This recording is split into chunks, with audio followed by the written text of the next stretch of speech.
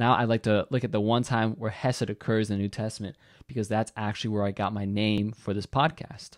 So the one time that hesed occurs in the New Testament is in John chapter 5, verses 2 through 9. And this is what it says.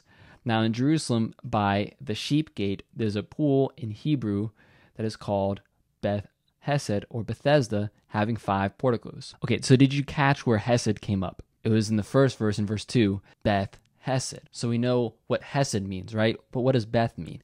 Well, Beth in Hebrew means house.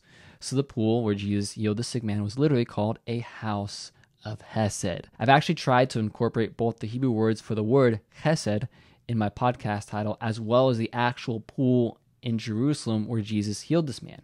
You will see that some recreations of it show it having a rectangular prism. So it has 4 sides, but then this prism is cut in half down the middle by an extra walkway, giving this pool 5 covered walkways or 5 porticos. So there's 4 on the outsides, and it's bisected in the middle with an extra covered walkway. Additionally, you can see that this extra walkway creates 2 pools, right?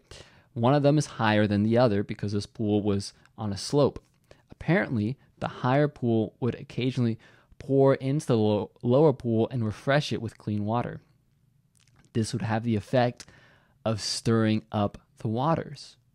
This may also be where we get the story that was added into John's account about this angel stirring up the waters, and the first person to get in would be healed, because built into this pool that they found is both 5 covered walkways and a mechanism that would periodically refresh the pool with clean water and stir up the waters at the same time.